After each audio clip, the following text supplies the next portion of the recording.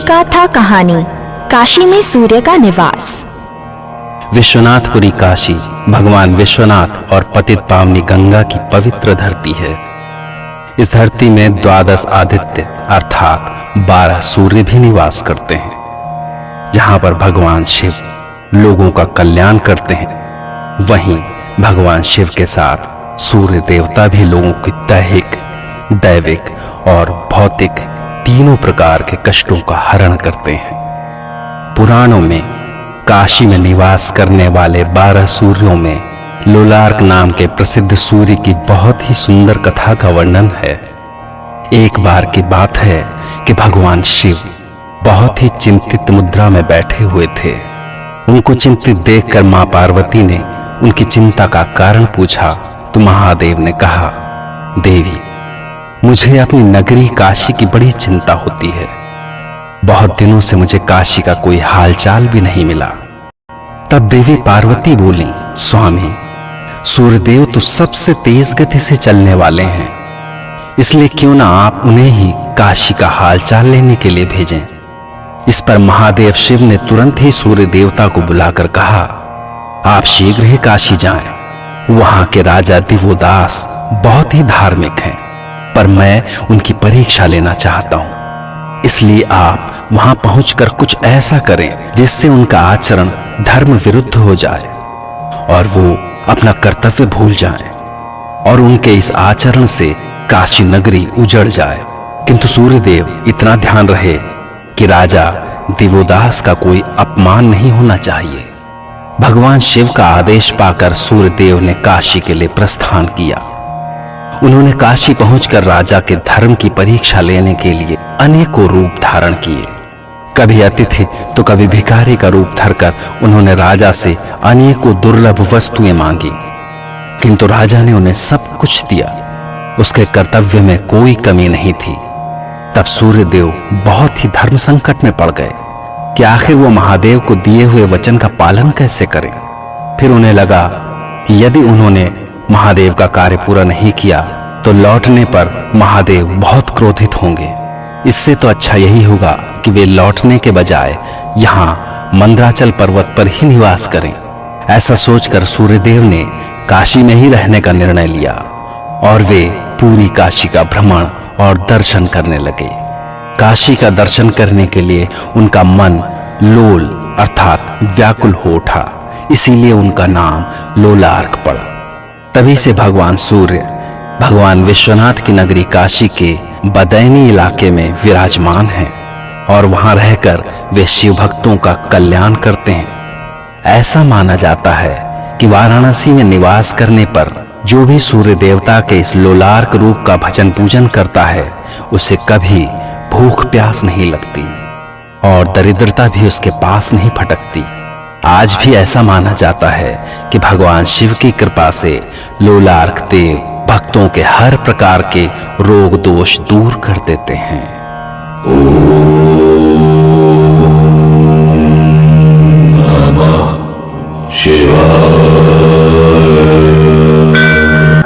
शिवगाथा कहानी शिव पुराण की महिमा। भगवान शिव की महिमा निराली है और शिव पुराण तो अपने आप में शिव की साक्षात महिमा का पुराण है, जिसके पाठ करने या सुनने से ही लोग पाप से मुक्त हो जाते हैं। ऐसा माना जाता है कि यदि किसी भी तरह आस्था या अनास्था से ही कोई शिव महिमा सुनता है तो उसका कल्याण होता है और वो सभी प्रकार के बंधनों से मुक्त हो जाता है और उसके सभी पाप नष्ट हो जाते हैं। बहुत पहले की बात है कि बनियों के एक नगर में एक ब्राह्मण रहा करता था। उसका नाम था देवराज। वो जाति से तो ब्राह्मण था, लेकिन ज्ञान से हीन, दुर्बल और दरिद्र था। उसका ब्राह्मणों के धर्म से कोई लेना देना नहीं था। वो एकदम स्वार्थी था, केवल अपनी जोड़ गांठ में ही लगा रहता था। वो अपने ऊपर विश्वास करने वाले लोगों को ठगा करता था। ये ठगी ही उसका मुख्य कारोबार था। उसने ब्राह्मण, क्षत्रियों और वैश्यों को अनेक बहाने करके उनका धन लूटा था, परंतु उसके इस पाप का थोड़ा सा भी धन धर्म के कार्य में नहीं लगा था। यहाँ तक कि धीरे धीरे वो वेश्याओं के यहाँ भी जाने लगा। एक बार की बात है कि वो अपने काम के लिए घूमते घूमते प्रयाग नगरी पहुंचा। वहां एक शिवालय था। शिवालय में शिव पुराण की कथा हो रही थी। संयोगवश जैसे ही वो शिवालय में पहुंचा, उसे तेज बुखार आया और वो मजबूर होकर वहीं पड़े पड़े महीने भर शिव पुराण का पाठ सुनता रहा और आखिरकार वो बुखार से पीड़ित होकर चल बसा। तभी वहां यमराज के दूत आए और उसे बांधकर यमलोक ले गए। पर इतने में शिवलोक से शिव के गण भी वहां पहुंच गए। वे हाथों में त्रिशूल, गले में रुद्राक्ष और शरीर पर भस्म धारण किए हुए थे। शिव के उन गणों ने क्रोध में यम के दूतों को मार पीट कर उस ब्राह्मण को उनके कब्जे से छुड़ा लिया और विमान में बैठाकर उसे कैलाश लेने को तैयार हो गए। इस पूरी घटना से यमलोक में हाहाकार मच गया। इस भयानक हाहाकार को सुनकर यमराज अपने भवन से बाहर निकले। पहले तो वे अपने गणों की दशा देखकर बहुत क्रोधित हुए, पर जब उन्होंने वहां शिव के गणों को देखा तो वे समझ गए कि ये महादेव शिव के आदेश पर ही यहाँ आए हैं। शिव की ये लीला देखकर धर्मराज भयभीत हो गए और उन्होंने शिव के गणों से ये पूछा भी नहीं कि वो यहाँ क्यों आए हैं और इस उत्पात का कारण क्या है, बल्कि उन्होंने दूतों का स्वागत करते हुए उनकी पूजा की और बड़े आदर पूर्वक उन्हें ब्राह्मण के साथ यमलोक से विदा किया। उसके पश्चात वे दूत ब्राह्मण को लेकर कैलाश पहुंचे। उन्होंने शिव पुराण को सुनने वाले उस ब्राह्मण को देवी पार्वती और भगवान शिव के सामने पेश किया।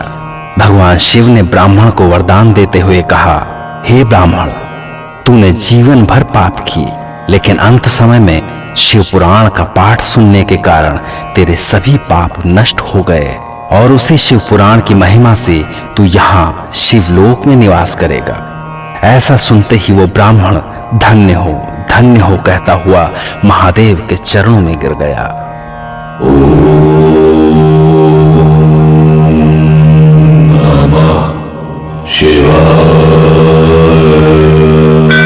शिव गाथा कहानी। दक्ष प्रजापति का शिव के साथ दुर्व्यवहार। बहुत समय पहले की बात है। एक बार सभी संत, महात्मा और ऋषि मुनि प्रयाग में इकट्ठा हुए। उन सभी ने एक बड़े यज्ञ का आयोजन किया। उस यज्ञ में ब्रह्मा तक पधारे थे। तभी सती और अपने गणों के साथ महादेव शंकर भी वहां पधारे। भगवान शिव को वहां आया देखकर सभी देवता, सिद्ध और मुनियों ने उन्हें प्रणाम किया और सभी लोग यज्ञ कार्य में लग गए। इसी बीच दक्ष प्रजापति भी उधर घूमते हुए आए। दक्ष उस समय ब्रह्मांड के प्रजापति बनाए गए थे, इसीलिए वे सबके द्वारा सम्मानित थे।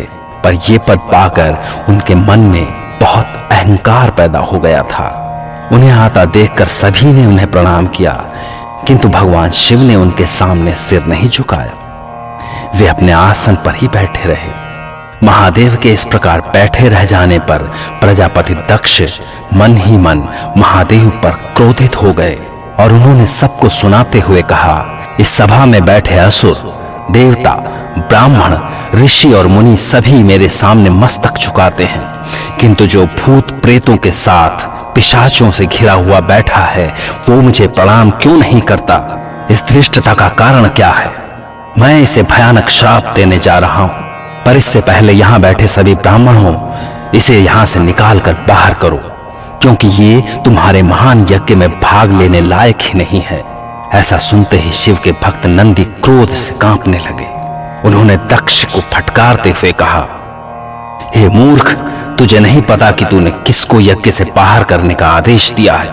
जिनके रहने मात्र से ही यज्ञ सफल हो जाते हों, उन्हीं महादेव शिव को तूने ब्राह्मणों का पक्ष लेकर यज्ञ से बाहर करने का विचार किया है।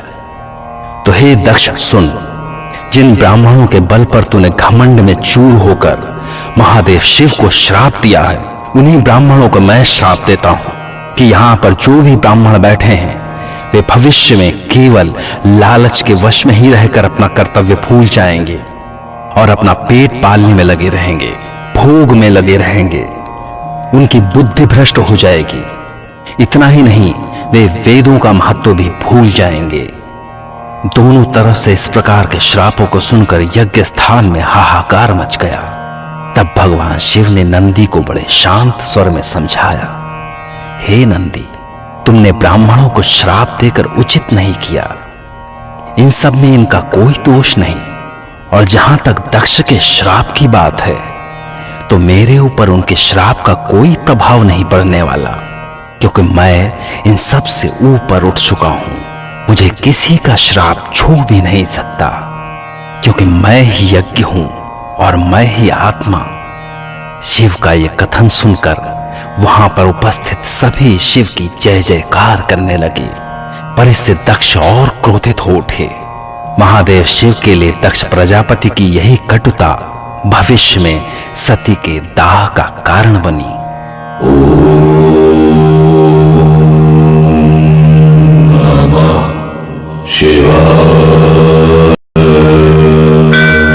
शिव गाथा कहानी, देवी सती का त्याग। बहुत पहले की बात है। तीनों लोकों में विचरने और लीला करने वाले भगवान रुद्र सती के साथ बैल पर सवार होकर कहीं चले जा रहे थे। घूमते घूमते वे दोनों दंडकारण्य में आए। वहां उन्होंने लक्ष्मण सहित भगवान श्री राम को देखा, जो रावण द्वारा छलपूर्वक हरी गई अपनी प्यारी पत्नी सीता को खोज रहे थे। वे हे सीते पुकारते हुए भटक रहे थे और साथ में रोते जा रहे थे। उनका मन विरह से छलनी हो रहा था। जैसे ही भगवान शिव ने श्री राम को देखा, उन्होंने बड़ी प्रसन्नता के साथ हाथ जोड़कर उन्हें प्रणाम किया और उनकी जय जयकार करते हुए दूसरी ओर चल दिए। पर ये सब करने के दौरान भगवान शिव अदृश्य ही रहे और श्री राम के सामने प्रकट नहीं हुए। भगवान शिव की मोह में डालने वाली ऐसी लीला देखकर सती को बड़ा अचरज हुआ। वे उनकी माया से मोहित होकर बोली, स्वामी, ब्रह्मा विष्णु आदि सभी देवता आपकी सेवा करते हैं। आप सबके द्वारा प्रणाम किए जाने योग्य हैं, किंतु मुझे ये समझ में नहीं आता कि आपने जंगल में भटकने वाले उन दोनों कुमारों को प्रणाम क्यों किया। हे नाथ, आप मुझे बताएं कि आखिर ये दोनों पुरुष हैं कौन और वे ऐसे विरह में क्यों व्याकुल हैं। ये दोनों धनुष धारण करने वाले सुंदर कुमार इस तरह वन में क्यों भटक रहे हैं, और सबसे बढ़कर ये कि उन्हें देखकर आप क्यों भाव विभोर हो गए। आप तो सबके स्वामी हैं, फिर आप एक भक्त की तरह विनम्र क्यों हो गए। स्वामी अपने सेवक को प्रणाम करे, ये मुझे उचित नहीं जान पड़ता। ये सुनकर महादेव हंसने लगे और उन्होंने श्री राम और लक्ष्मण की पूरी कथा सुनाई और उन्हें यह भी बताया कि श्री राम तो साक्षात विष्णु का अवतार हैं। भगवान शिव के मुंह से ऐसी बात सुनकर भी सती के मन को विश्वास नहीं हुआ और भगवान शिव भी समझ गए कि सती मन ही मन मेरी कही बातों पर विश्वास नहीं कर पा रही हैं। और वे बोले, हे देवी, यदि अब भी आपको मेरी बात पर विश्वास नहीं हो रहा तो आप स्वयं जाकर अपनी बुद्धि से श्री राम की परीक्षा ले लें। जाइए, मैं तब तक इस बरगद के पेड़ के नीचे आपकी प्रतीक्षा करूंगा।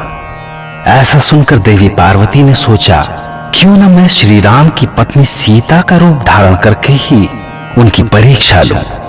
यदि वे विष्णु का अवतार होंगे तब तो मुझे स्वयं ही पहचान लेंगे, और नहीं तो नहीं। ऐसा सोचकर वे सीता का रूप धारण कर श्री राम के सामने पहुंची। देवी को सीता के रूप में देखकर शिव शिव का जाप करते श्री राम सब कुछ जान गए और उन्होंने देवी पार्वती को प्रणाम किया। और वे देवी को प्रणाम करके बोले, देवी सती, आपको श्री राम का प्रणाम है, किंतु आप यहां इस वीरानी में क्यों भटक रही हैं? महादेव कहां हैं? ये सुनकर पार्वती बहुत लज्जित हुई और उन्होंने श्री राम से पूरी बातें कहते हुए कहा, मुझे क्षमा करें श्री राम, मैं भ्रमवश आपकी परीक्षा ले रही थी। महादेव अब भी बरगद के पेड़ के नीचे खड़े हैं। तब श्री राम ने भगवान शिव को भी प्रणाम किया, परंतु भगवान शिव को यह जानकर बहुत पीड़ा हुई कि देवी सती ने उनके आराध्य विष्णु के अवतार श्री राम की परीक्षा लेने के लिए उनकी पत्नी सीता का रूप धारण किया। उन्हें लगा कि कि देवी सीता का रूप धारण करने के बाद तो सती मेरी पत्नी बनने के योग्य ही नहीं हो सकती। और उन्होंने उसी क्षण मानसिक रूप से सदा के लिए देवी सती का त्याग कर दिया।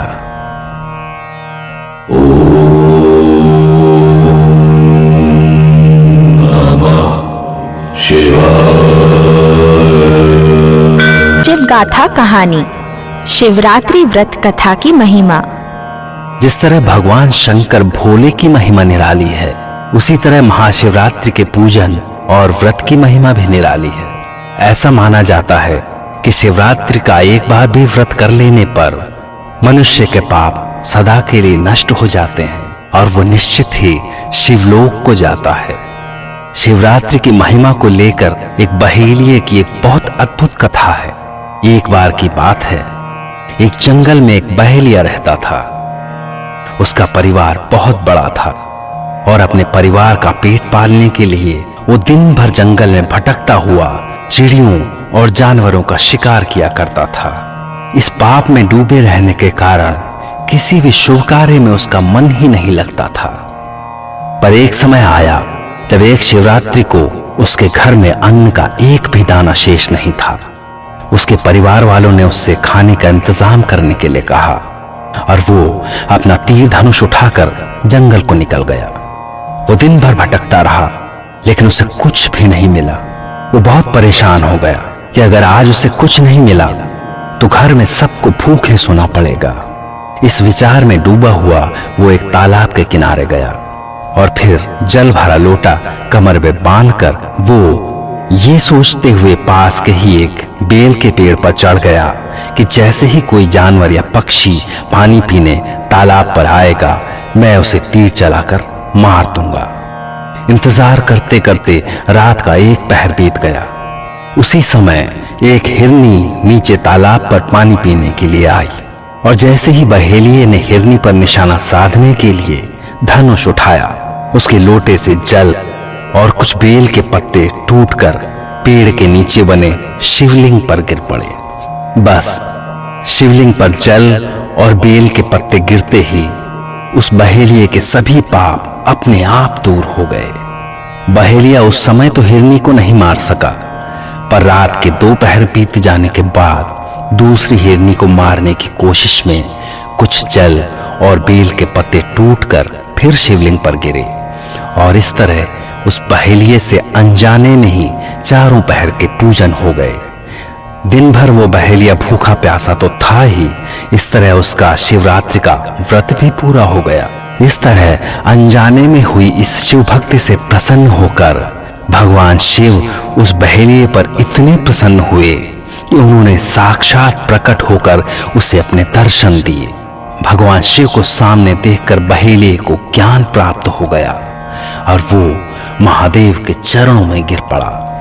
भगवान शिव ने उसे गुह नाम देकर वरदान दिया कि हे गुह, आज से तुम श्रृंगवेरपुर नामक राजधानी में निषाद राज गुहे के नाम से सभी प्रकार के सुखों का भोग करोगे।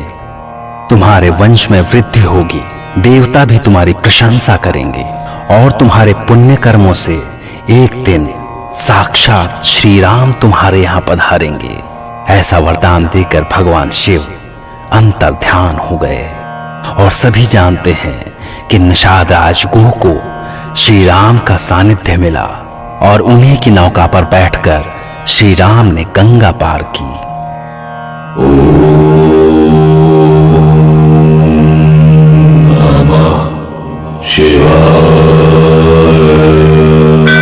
शिव गाथा कहानी, महादेव का क्रोध और कामदेव का अंत। बहुत पुराने समय की बात है कि ताड़कासुर नाम के एक राक्षस ने ब्रह्मा की घोर तपस्या की और उनसे वरदान प्राप्त किया कि उन्हें ब्रह्मा, विष्णु या महेश में से कोई भी न मार सके। और ऐसा वरदान पाकर वो स्वयं इंद्र जैसा बन बैठा। उसने देवताओं को स्वर्ग से निकालकर उनकी जगह दैत्यों को बसा दिया। तब त्राहि त्राहि करते हुए देवता ब्रह्मा की शरण में गए, पर ब्रह्मा ने उनसे कहा कि मैंने ही ताड़कासुर को वरदान दिया है, इसलिए मैं स्वयं ताड़कासुर का वध नहीं कर सकता।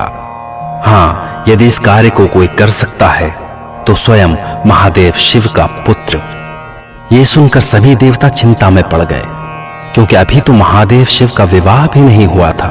कोई उपाय न देखकर सब देवता मिलकर सोचने लगे कि तीनों लोकों में ऐसी कौन सी कन्या हो सकती है जो महादेव शिव के तेज को धारण कर सके।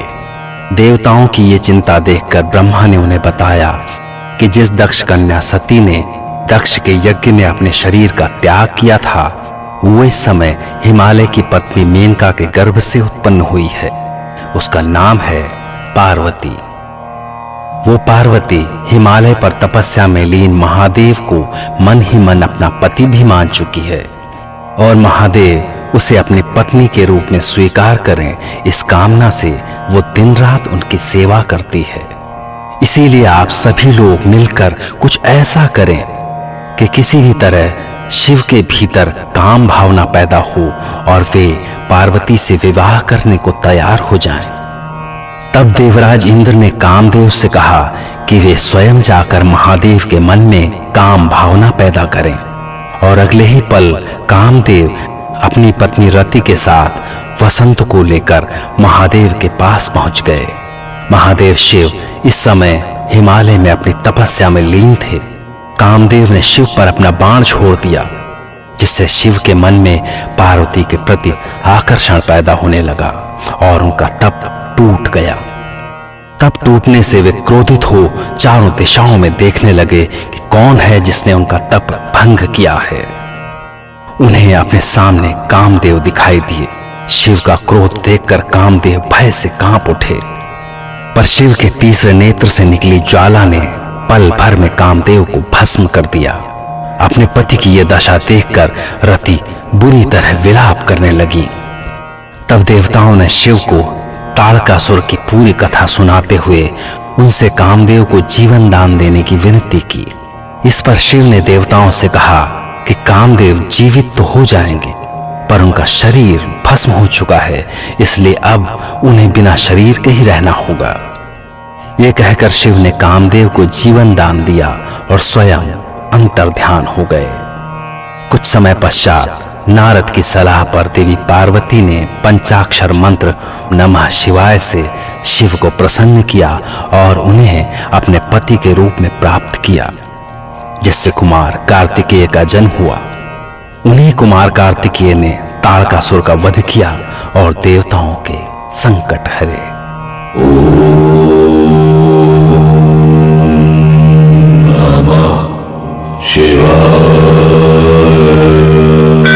शिव गाथा कहानी। शिव की आराधना से विष्णु को सुदर्शन चक्र का मिलना। ये बहुत ही कम लोग जानते हैं कि भगवान विष्णु को हरीश्वर लिंग की आराधना करके ही सुदर्शन चक्र की प्राप्ति हुई थी। शिव पुराण में इसकी बहुत ही रोचक कथा का वर्णन हुआ है। बहुत समय पहले की बात है, जब दैत्यों की शक्ति इतनी बढ़ गई थी कि दैत्य देवताओं और मनुष्यों को पीड़ा पहुंचाने लगे। हर ओर ऋषि मुनि त्राहि त्राहि करने लगे, और तब दैत्यों से परेशान होकर देवताओं ने अपना कष्ट भगवान विष्णु को कह सुनाया। उनका दुख सुनकर भगवान विष्णु ने असुरों से युद्ध किया, पर वे उन्हें परास्त नहीं कर सके। तब भगवान विष्णु ने कैलाश पर्वत पर जाकर भगवान शिव की आराधना की। वे 1000 नामों से शिव की आराधना करते और हर एक नाम पर एक कमल का फूल चढ़ाते जाते। तब भगवान शिव के मन में विष्णु की भक्ति की परीक्षा लेने का विचार आया, और उन्होंने इसके लिए 1000 कमलों में से एक कमल को कहीं छिपा दिया। भगवान शिव की माया के कारण इस घटना का भगवान विष्णु को पता ही नहीं चला। उन्होंने एक फूल कम जानकर उसकी खोज आरंभ की। उस एक फूल को पाने के लिए उन्होंने सारा आकाश पाताल एक कर दिया, किंतु फूल तो ऐसा गायब हुआ कि वो मिला ही नहीं। भगवान विष्णु को कमल नयन भी कहते हैं, इसीलिए जब विष्णु को कमल नहीं मिला तो उन्होंने अपनी एक आंख को कमल का फूल मानते हुए निकालकर महादेव को चढ़ा दिया। ये देखकर तुरंत प्रसन्न हो जाने वाले महादेव शिव तत्काल विष्णु के सामने प्रकट हो गए और भगवान विष्णु से बोले, हे हरे, मैं आपकी भक्ति भावना से बहुत प्रसन्न हूं। आप अपनी इच्छा अनुसार वर मांगिए, मैं आपको मुंह मांगा वर दूंगा। आप जो भी चाहें मुझसे मांग लीजिए।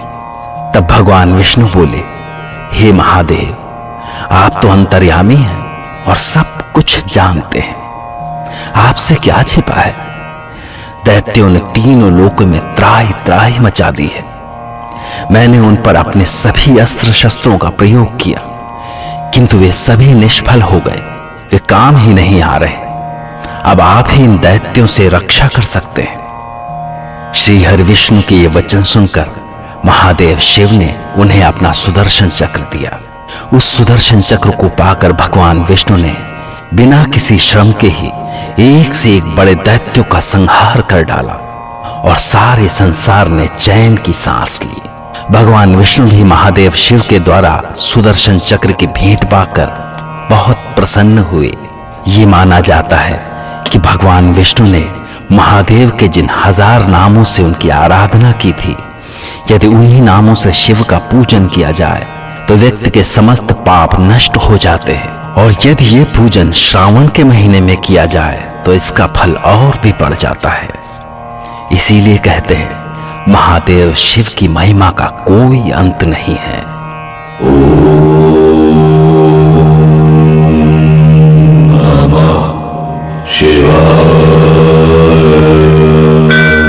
शिव गाथा कहानी, शिव के पुत्र गणेश की उत्पत्ति की कहानी। जिस तरह भोले भंडारी भगवान शिव की अनेकों कथाएं मिलती हैं, उसी तरह उनके पुत्र श्री गणेश के जन्म की भी एक अद्भुत कथा पुराणों में लिखी है।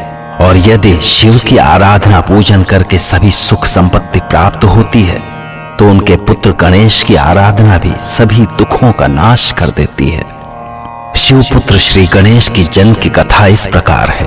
एक बार की बात है कि माता पार्वती की दोनों सखियां जया और विजया उनके पास आकर बोली, हे सखी, इस समय शिवलोक में जो भी गण हैं सब शिव के द्वारा ही पैदा किए गए हैं। यहाँ तक कि नंदी और भृंगी भी महादेव की आज्ञा में ही लगे रहते हैं। हालांकि वे सभी सदा आपकी आज्ञा पाने के लिए तत्पर खड़े रहते हैं, लेकिन फिर भी हमारा मन कहता है कि आप अपनी शक्ति से एक ऐसा गण पैदा कीजिए जो केवल हम लोगों के लिए हो। सखियों की ये बात सुनकर पार्वती उस समय तो मुस्कुरा दी, पर एक दिन जब पार्वती स्नान कर रही थी, उसी समय महादेव शिव नंदी को लेकर उसी कक्ष में चले आए। उन्हें इस तरह आते देखकर पार्वती लज्जा से भर उठी।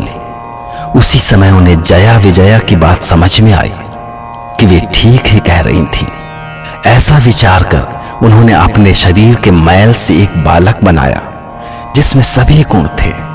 उसकी सुंदरता पर मोहित होकर देवी पार्वती ने उसे आशीर्वाद देते हुए कहा, आज से तुम मेरे पुत्र गणेश हो। मेरे लिए इस संसार में तुमसे प्यारा और कोई भी नहीं। तब गणेश ने हाथ जोड़कर कहा, माते, आज आपको ऐसा कौन सा काम आन पड़ा कि आपने मुझे जन्म दिया? देवी पार्वती ने कहा, पुत्र, आज से तुम मेरे लिए द्वारपाल का काम करोगी। आज से बिना मेरी अनुमति के मेरे घर में कोई भी नहीं प्रवेश करेगा। और ध्यान रखना, अब मैं स्नान करने जा रही हूं। गणेश ने कहा, ठीक है माते, मैं आपकी आज्ञा का पालन करूंगा। लेकिन उसी समय भगवान शिव अपने गणों के साथ वहां आए, पर न तो गणेश महादेव शिव को पहचानते थे और न महादेव गणेश को। महादेव ने अंदर जाने का हठ किया, किंतु गणेश द्वार पर अड़ गए। इस पर शिव के गणों और गणेश में भयानक युद्ध हुआ। शिव के गण हार मानकर भाग गए।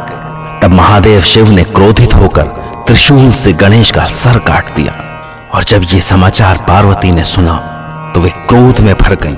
उन्होंने अनेकों शक्तियां पैदा कर उन्हें प्रलय की आज्ञा दी।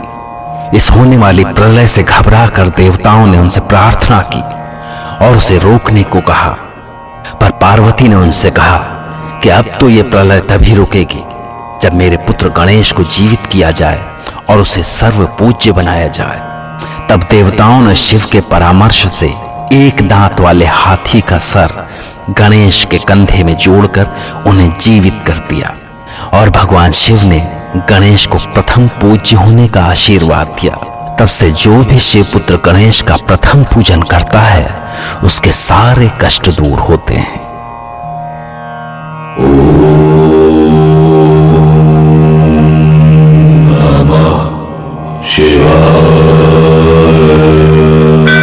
शिव गाथा कहानी। शिव पुराण का महत्व। जैसे महादेव शिव की महिमा निराली है, वैसे ही उनकी महिमा को सुनना और सुनाना भी बड़े पुण्य का काम है। जिसमें महादेव की भक्ति करने वाला किस तरह माया के भवलोक को पार होकर मुक्त हो जाता है। बहुत समय पहले की बात है कि समुद्र के किनारे वशकल नाम का एक गांव था, जिसमें बिंदु नाम का एक ब्राह्मण रहता था। वो ब्राह्मण बहुत ही पापी था। हालांकि उसकी पत्नी बहुत ही सुंदर थी, लेकिन फिर भी वो ब्राह्मण दूसरी स्त्रियों और वैश्याओं के मोह में ही लगा रहता था, जबकि उसकी पत्नी चंचुला सदा धर्म कर्म में रहती थी। इस तरह वर्षों बीत गए और बिंदुक ने कोई धर्म का कार्य नहीं किया। और फिर एक समय आया जब उसकी मृत्यु हो गई और वो नरक पहुंच गया। बहुत दिन नरक में रहने के बाद वो पापी बिंदुक भयानक पिशाच बनकर विंध्याचल पर्वत पर रहने लगा, जबकि चंचुला पति की मृत्यु के बाद बहुत समय तक अपने पुत्रों के साथ जी और अपने घर में ही शांति पूर्वक रही। एक दिन की बात है कि वो अपने भाई बहन के साथ गोकर्ण क्षेत्र में गई और संयोगवश वहां जाकर उसने जल में स्नान किया और घूमते घूमते शिव मंदिर में पहुंच गई, जहां उसने एक ब्राह्मण के मुख से भगवान महादेव की कथा सुनी, जिसमें यह वर्णन किया गया था कि जो जीवन में किसी भी प्रकार के धर्म कर्म में नहीं लगते, उनको यमदूत यमलोक में बहुत कष्ट देते हैं। ऐसा सुनकर वो कांप गई और उसने कथावाचक के पास जाकर अपना दुख सुनाया। कथावाचक ने उससे कहा, हे देवी, तुम डरो मत। अच्छा है कि समय रहते तुम्हें ज्ञान हो गया। बस तुम भगवान महादेव की शरण में आ जाओ। महादेव की कृपा से सारे पाप कट जाते हैं। अभी तो तुमने उनकी एक कथा सुनी है, और जब पूरा शिव पुराण सुनोगी तो तुम्हें दिव्य मुक्ति मिलेगी। ये सुनकर चंचुला उसी शिव मंदिर में ही रहने लगी। वहां रहकर वो ब्राह्मण देवता की सेवा करती और बड़े भक्ति भाव से शिव पुराण सुनती।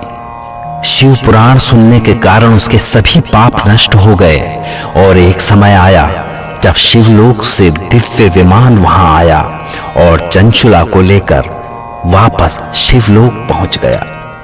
शिवलोक पहुंचने के बाद वहां साक्षात शिव और पार्वती के दर्शन करके चंचुला बहुत प्रसन्न हुई। भगवान शिव ने स्वयं उसे अपने पास बुलाकर आशीर्वाद दिया और देवी पार्वती ने उसे अपनी सखी बना लिया। इसीलिए कहते हैं कि शिव पुराण सुनने मात्र से ही मनुष्यों के सारे दुख दूर हो जाते हैं। सच कहा है, शिव तो अनंत हैं ही, उनकी कथा भी अनंत है।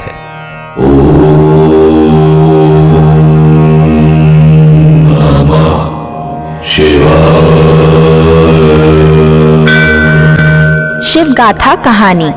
बिंदुक का पिशाच योनि से मुक्ति। भगवान शिव की महिमा अपने आप में बड़ी न्यारी है।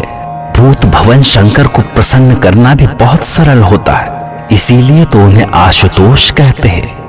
आशुतोष यानी क्षण भर में प्रसन्न हो जाने वाला। उन्हें प्रसन्न करने के लिए तो एक लोटा जल ही बहुत है।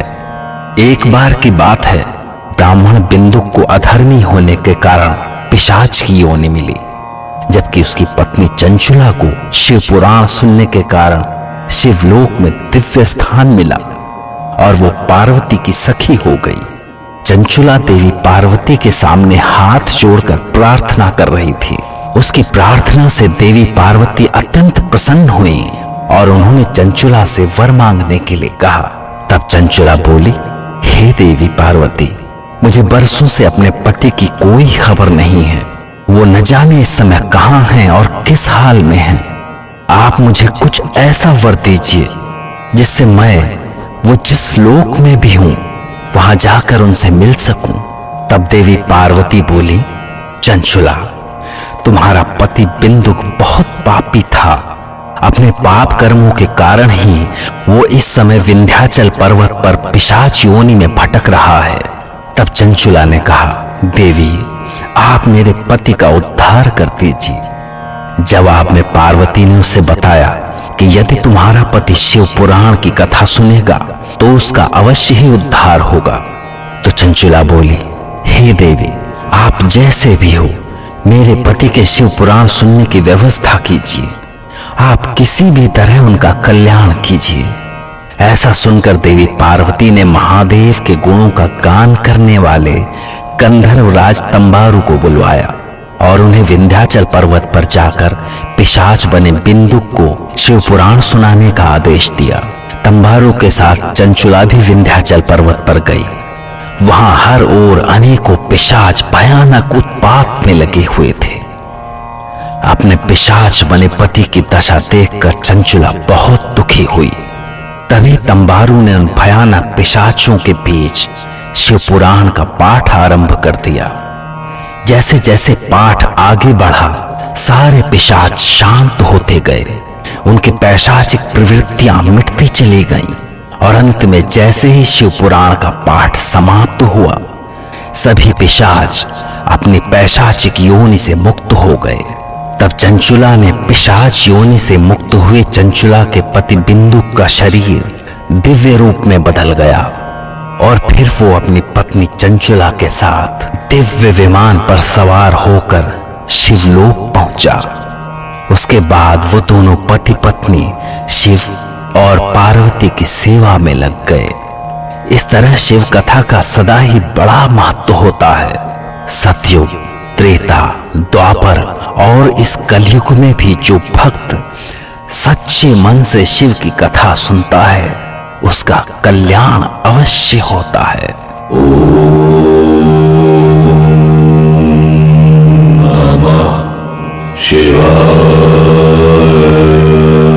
शिव गाथा कहानी, शिवलिंग पूजन का महत्व। ऐसा माना जाता है कि इस कलयुग में भगवान शिव साक्षात विद्यमान हैं और उनकी आराधना और पूजा करके कुछ भी पाया जा सकता है। भगवान शिव के बारे में सुनना, उनका भजन कीर्तन करना और उनको मन से स्मरण करना तत्काल फल देता है।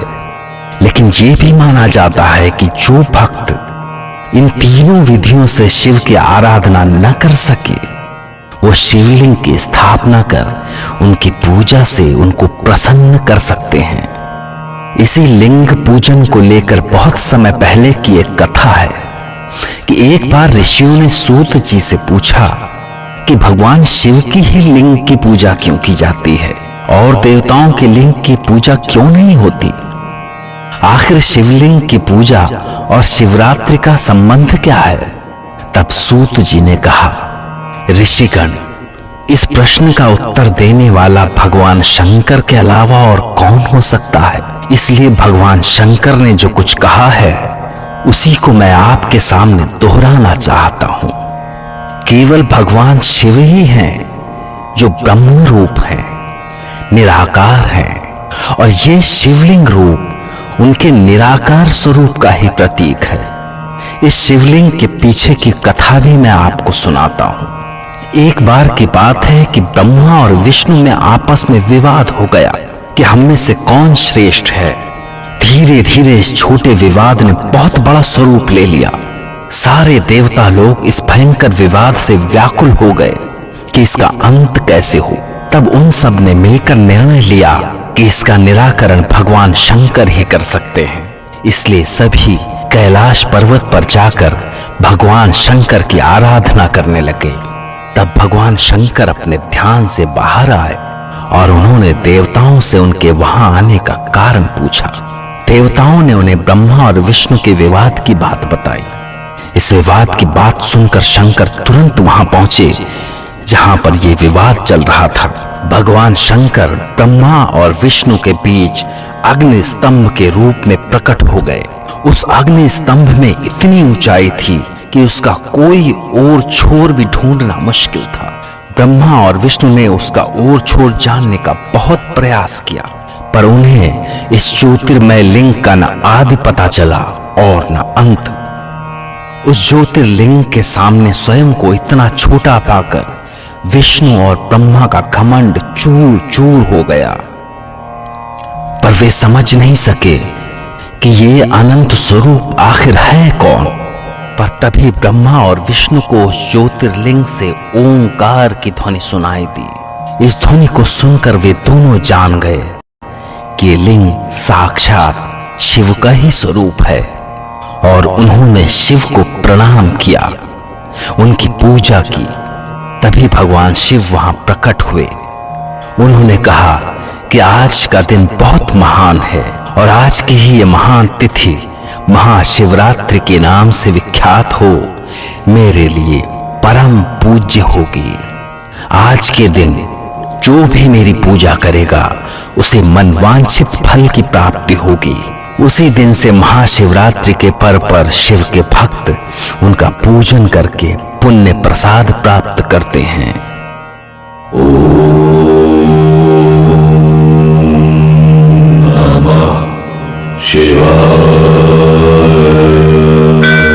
शिव गाथा कहानी। महादेव शिव के 5 अवतारों का वर्णन। भगवान शिव की लीलाएं अनंत हैं। वे ईश्वरों के भी ईश्वर हैं। वे सर्वव्यापक, महान, गौरी के प्रिय और स्वामी कार्तिक के जन्मदाता हैं। पर बहुत कम लोग जानते हैं कि शिव के अवतारों के अलावा 5 अन्य अवतार भी हैं जो सद्योजात, वामदेव, तत्पुरुष, अघोर और ईशान नाम से जाने जाते हैं। इन 5 अवतारों से वे सत्पुरुषों और अपने भक्तों का कल्याण करते हैं। ये कथा उन्हीं अवतारों की है। ये बात 19वें कल्प की है। इस कल्प में भगवान शंकर का सद्योजात नाम का अवतार हुआ था। यह उनका पहला अवतार कहलाता है। उस समय ब्रह्मा ब्रह्म के ध्यान में लगे थे। उनकी इस ध्यान की अवस्था में ही एक कुमार जन्मा जो सफेद और लाल रंग का था। उसके सिर पर शिखा थी और वो देखने से ही साक्षात ब्राह्मण का रूप लगता था।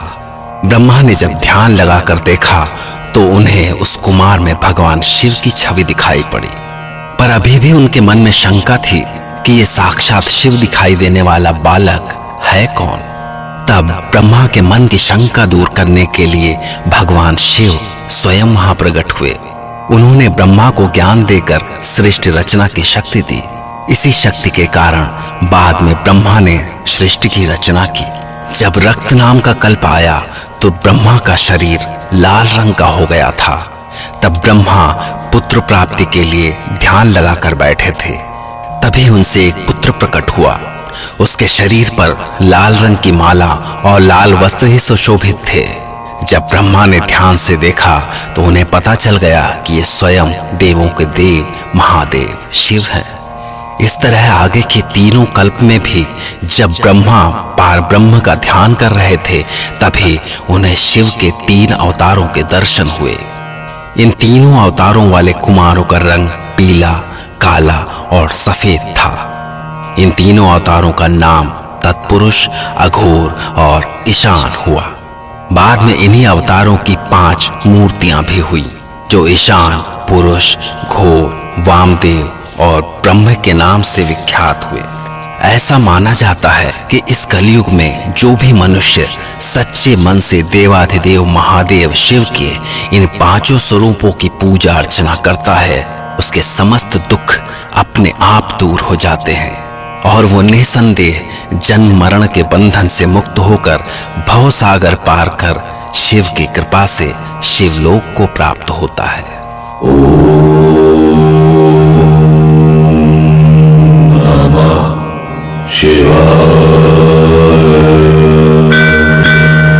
शिव गाथा कहानी।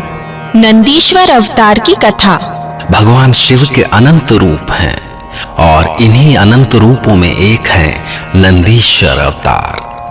नंदीश्वर साक्षात शिव के ही अंश हैं।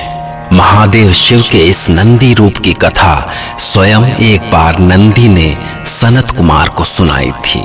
इस कथानुसार बहुत पहले की बात है कि शिलाद नाम के एक महाधर्मात्मा मुनि हुआ करते थे।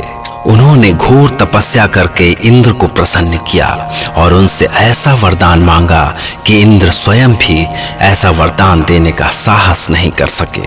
दरअसल वरदान के रूप में वे एक ऐसे पुत्र की कामना कर रहे थे जिसकी कभी मृत्यु ही न हो। तब इंद्र ने उनसे कहा, मुनिवर, आप जाकर भगवान महादेव को प्रसन्न कीजिए, क्योंकि ऐसा वरदान तो वे ही दे सकते हैं। इंद्र का आदेश पाकर शिलाद मुनि भगवान शिव के घोर तप में लग गए। उनकी तपस्या ऐसी भयानक थी कि वे वहीं पर मूर्छित हो गए।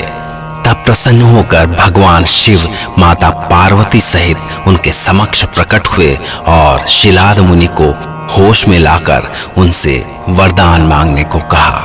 तब शिलाद ने कहा, हे महादेव, यदि आप सचमुच मुझसे इतने प्रसन्न हैं तो मुझे ऐसा वर दीजिए कि मुझे आपकी ही तरह मृत्युहीन पुत्र की प्राप्ति हो। तब महादेव शिव ने कहा, हे मुनीश्वर, पूर्व काल में भी कई ऋषियों, मुनियों, देवताओं ने आराधना करके मुझसे मेरे ही अवतार स्वरूप को मांगा है। फिर भी मैं आपकी तपस्या से प्रसन्न होकर आपको ये वरदान देता हूँ कि आप मेरे पिता होंगे और मैं आपका आयोजित पुत्र बनूंगा और मेरा नाम होगा नंदी। इतना कहकर महादेव शिव और पार्वती अंतर्ध्यान हो गए।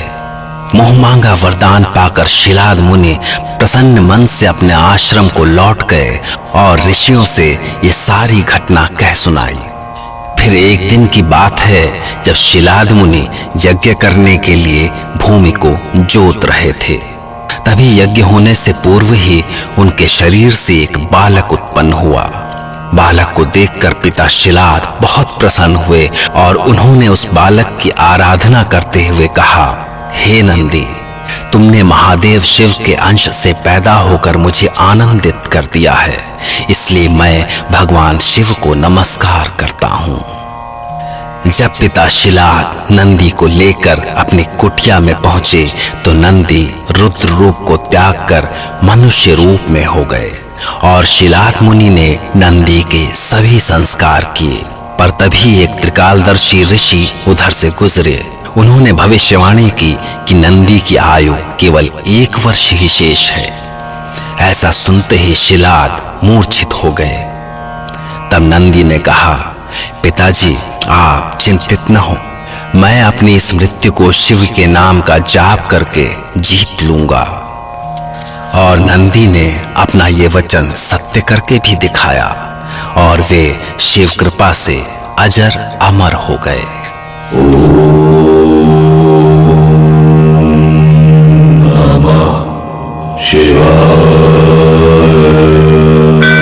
शिव गाथा कहानी, भगवान शिव का हनुमदा अवतार। वैसे तो महादेव शिव के कई अवतार हैं, किंतु उनका एक सबसे महत्वपूर्ण अवतार है हनुमान। हनुमान रूप को शिव का 11वां रुद्रावतार माना जाता है। इस रूप में महेश्वर शिव ने प्रभु राम के चरणों में शीश झुकाए और माता सीता को दशानन की लंका से मुक्त कराकर उनका परम हित किया। एक समय की बात है जब अंजनी पुत्र प्राप्ति के लिए घोर तपस्या कर रही थीं। उनकी तपस्या का फल देने के लिए विष्णु भगवान ने मोहिनी रूप धारण किया और जब महादेव शिव को विष्णु भगवान के मोहिनी रूप के दर्शन हुए तो वे कामदेव के बाण से आहत हुए। उस समय महादेव शिव ने श्री राम के कार्य को संपन्न करने के लिए वीर्यपात किया। इस वीर्य को पत्ते के दोने में लेकर ऋषि गौतम कन्या अंजनी के पास आए और उसे कन्या के कानों में स्थापित कर दिया। और तब समय आने पर महादेव शिव महान बल और पराक्रम संपन्न होकर वानर शरीर धारण कर जन्मे। इस तेजस्वी और महापराक्रमी बालक का नाम रखा गया हनुमान। वो हनुमान जिसका जन्म ही श्री हरि विष्णु के अवतार श्री राम की सेवा के लिए हुआ था। महाबली कपीश्वर जब छोटे ही थे तभी वो सुबह के उगते हुए सूर्य को लाल फल समझकर निगल गए। फिर जब इस अनहोनी से भयभीत होकर देवताओं ने उनकी प्रार्थना की तब महाबली ने सूर्य को मुक्त किया। एक बार हनुमान के बालपन में ही महादेव उन्हें लेकर मदारी का रूप धारण कर अयोध्या पहुंचे और वहां श्री राम से बालक हनुमान की भेंट कराई। हनुमान श्री राम को देखते ही उनके ऐसे भक्त हो गए कि वे उन्हें छोड़ने को ही तैयार नहीं थे। पर महादेव जानते थे कि श्री राम का अवतार रावण के वध के लिए हुआ है, इसलिए वे हनुमान को वहां से ये कहकर वापस ले चले कि श्री राम की सेवा का समय निश्चित है और वो समय आने पर श्री राम स्वयं तुम्हारे पास चलकर आएंगे। समय बीतता गया और जब रुद्रावतार हनुमान बड़े हुए तो उन्होंने सूर्य देव को अपना गुरु माना और उनसे सारी विद्याएं सीखी। सारी विद्याएं सीखने के बाद वे सूर्यदेव से बोले, गुरुदेव, मैं तो श्री राम की सेवा के लिए जन्मा हूं, इसीलिए अब मैं उन्हीं के पास जाना चाहता हूं। इस पर सूर्यदेव ने उनसे कहा, क्या तुम महादेव के वचन को भूल गए कि समय आने पर श्री राम स्वयं तुमसे मिलेंगे? अभी तुम वानरराज सुग्रीव की सेवा में जाओ और उनकी सेवा को भी श्री राम की ही सेवा समझो। और तब हनुमान वानरराज सुग्रीव के पास आए, जहां श्री राम से उनकी भेंट हुई, जिसके बाद हनुमान ने महादेव की इच्छानुसार राम का कार्य पूरा किया। नाना प्रकार की लीलाएं की, असुरों का मान मर्दन किया और स्वयं को भुलाकर सच्चे भक्त की तरह श्री राम और माता सीता की सेवा की। ऐसे रुद्रावतार हनुमान लक्ष्मण के प्राणदाता और महादेव शिव के भक्तों के उद्धार करने वाले हैं। जो भी मनुष्य उनके इस रूप का स्मरण करता है उसको पृथ्वी पर किसी भी वस्तु की कमी नहीं होती।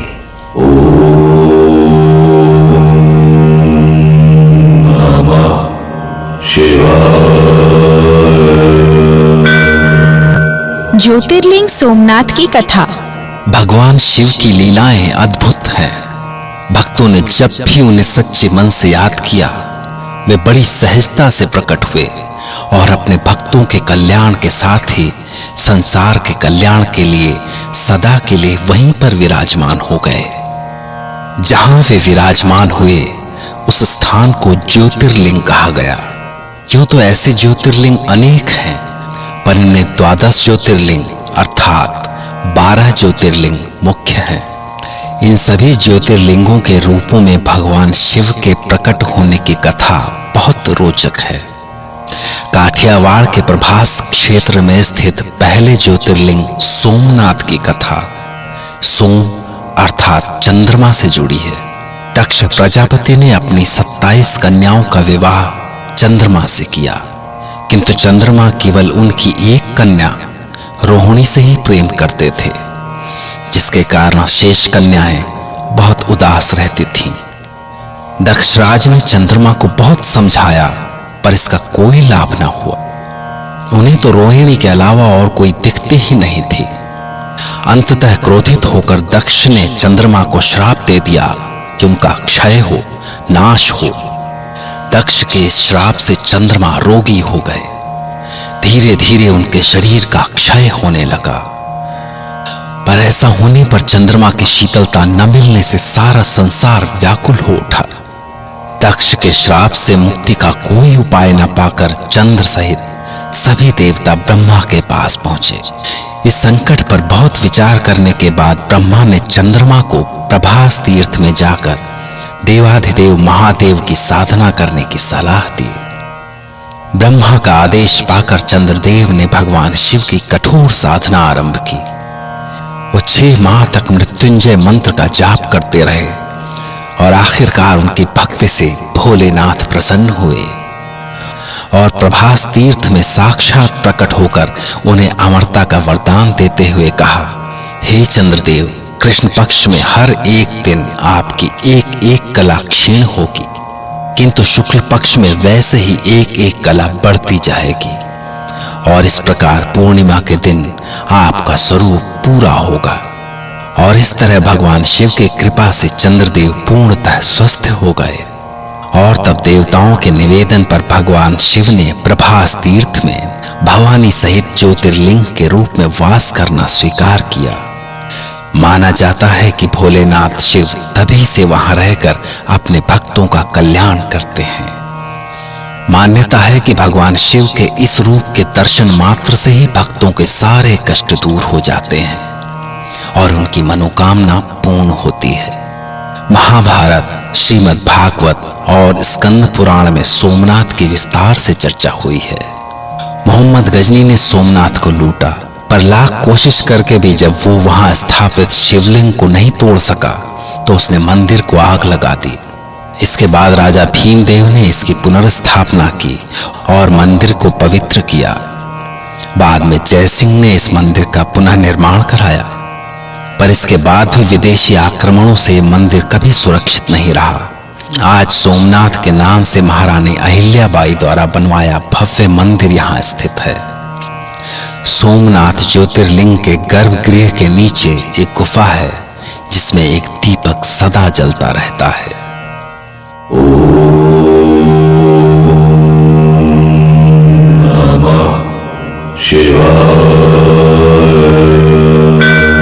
ज्योतिर्लिंग श्री मल्लिकार्जुन की कथा। कृष्णा नदी के तट पर श्रीशैल पर्वत है, जिसे दक्षिण में कैलाश कहते हैं। श्रीशैल पर शिव की पूजा करने से अश्वमेध का फल मिलता है।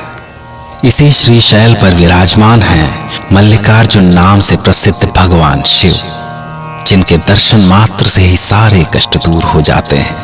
मल्लिकार्जुन ज्योतिर्लिंग की कथा भगवान शिव के दोनों पुत्रों गणेश और कार्तिकेय से संबंधित है।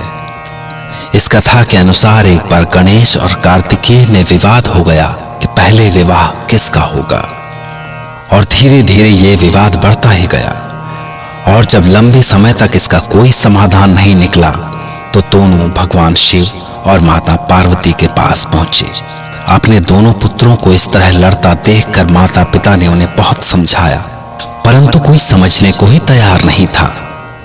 तब उन्होंने उनके सामने एक शर्त रखी कि जो भी पृथ्वी का चक्कर लगाने में पहले सफल होगा उसी का पहले विवाह होगा। विवाह की ये शर्त सुनकर दोनों भाई खुश हुए। कार्तिकेय शीघ्र ही अपने वाहन मयूर पर सवार हुए और तुरंत पृथ्वी की परिक्रमा करने के लिए निकल पड़े। किंतु भारी शरीर वाले गणेश के लिए यह कार्य बहुत मुश्किल था।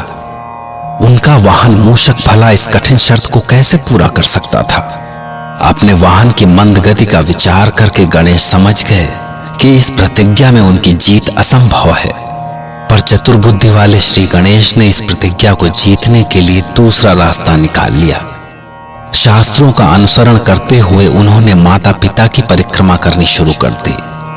शिव और पार्वती उनकी चतुराई तुरंत समझ गए और उन्होंने मुस्कुराकर श्री गणेश को उनकी कामना पूरी होने का आशीर्वाद दिया, क्योंकि पुत्र के लिए तो माता पिता ही उनका सारा संसार होते हैं। इस तरह श्री गणेश शर्त जीत गए और उनका विवाह रिद्धि और सिद्धि नाम की कन्याओं से हुआ। जबकि दूसरी ओर पृथ्वी की परिक्रमा पूरी करके कार्तिकेय वापस लौटे तो उन्होंने देखा कि श्री गणेश का विवाह तो हो भी चुका है। अपनी हार से खिन्न होकर वो सब कुछ छोड़ छाड़ कर श्रीशैल पर्वत पर चले गए। उनके इस निर्णय से भगवान शिव और माता पार्वती को बहुत दुख हुआ। वो अपने पुत्र को मनाने के लिए श्रीशैल पर्वत पर जा पहुंचे। दोनों ने उन्हें बहुत समझाया, पर कार्तिकेय भला कैसे मानने वाले थे, जबकि दूसरी तरफ शिव भी अपने पुत्र से सदा के लिए तो दूर नहीं हो सकते थे। इसीलिए वे भी श्रीशैल पर्वत पर मल्लिकार्जुन ज्योतिर्लिंग के रूप में स्थापित हो गए और तभी से श्रीशैल पर्वत पर शिव का पूजन वरदान सिद्ध होने लगा। आज भी मल्लिकार्जुन ज्योतिर्लिंग को सर्वकामना पूरक माना जाता है। यहाँ हर साल शिवरात्रि के अवसर पर विशाल मेले का आयोजन होता है। कहा जाता है कि मल्लिकार्जुन ज्योतिर्लिंग के दर्शन से ही भक्त सारे सांसारिक बंधनों से सदा सदा के लिए मुक्त हो जाता है।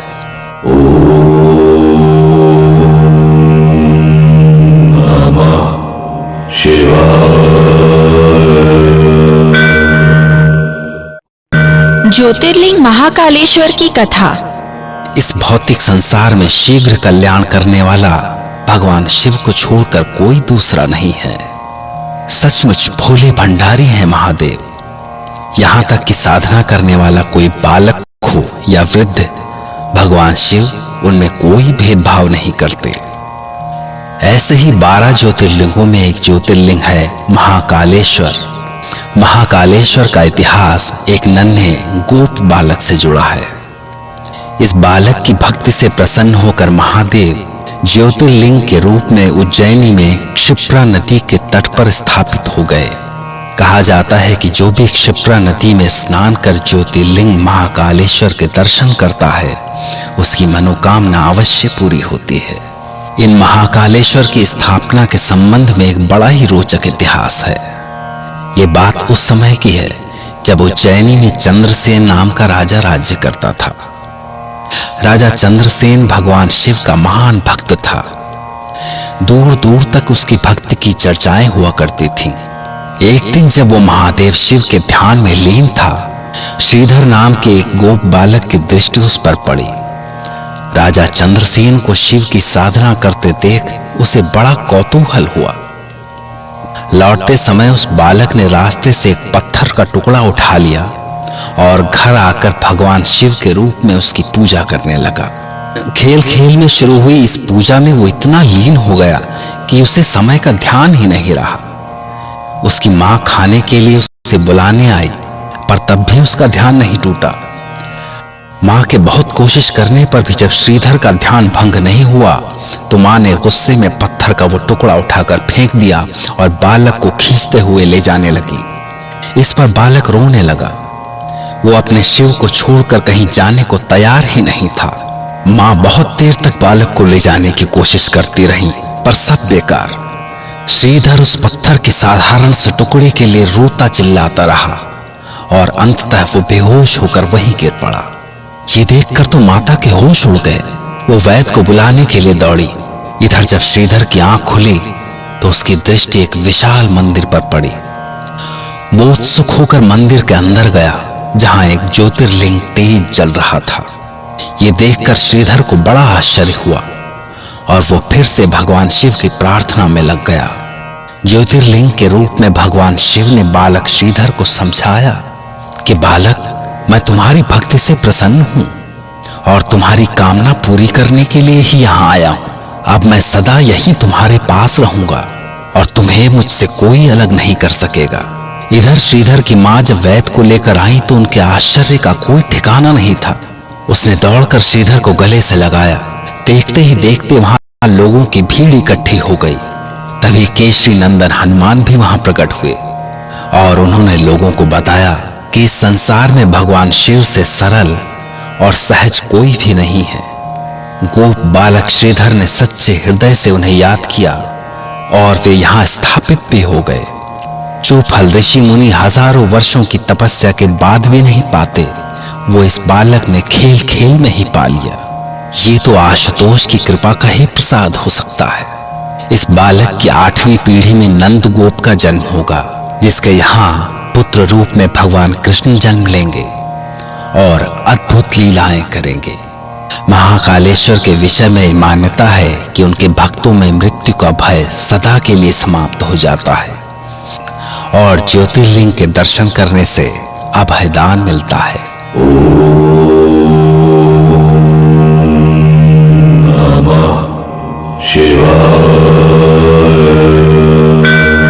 ज्योतिर्लिंग ओमकारेश्वर की कथा।